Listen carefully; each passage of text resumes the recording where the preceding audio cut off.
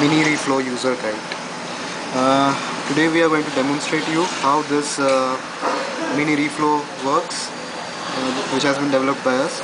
First is putting the solder paste on the MCPCB using the stencil, then placing the emitter or LED on the MCPCB using a tweeter, and then using a Mini-Reflow to melt the solder and get the soldering done. So what you would be getting is this is one of our stencils. It has been precisely laser cut according to the dimensions required, and there is an alignment done which you can this MCPCB can accurately be held up over here, and so it's very accurately matched up. The other part is the placement of the component is done by the tweeters only, nothing very hi-fi regarding it. And this is the Mini-Reflow.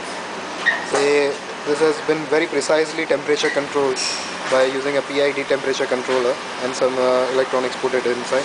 And this is a hot plate where the heating is done, and it is precisely regulated at 200 degrees plus or minus 2 degrees, and this is where the melting will be. Now we would demonstrate you how this is done. The first step is applying the paste.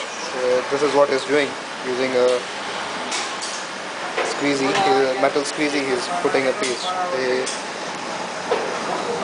Now that grey color, what you can see is solder paste, and this is how the solder paste has been placed on it. Now we would be placing the LED on it. Lift it.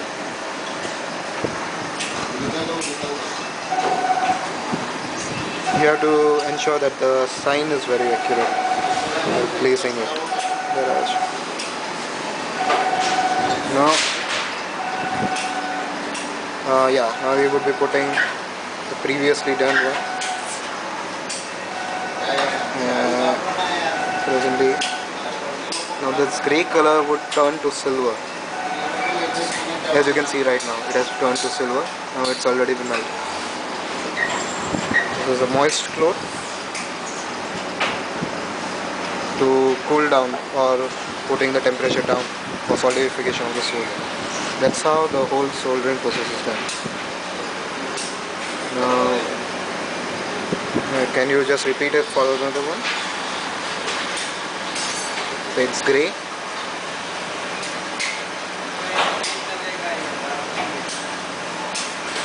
It doesn't take much of time.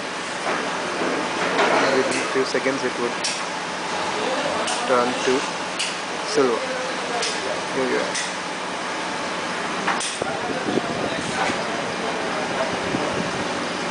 Okay, I forgot to tell you about this. A moist cloth is required, which actually works for the cooling, quick cooling of the MCPCB and the whole LED, so that more damage cannot be done on the LED. It just cools it off, and now what you can see over here is a reflowed LED. Let's now test it with a multimeter. Check current.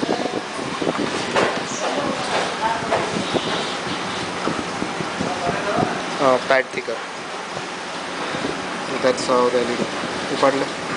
Yeah, this is how the whole reflow is done.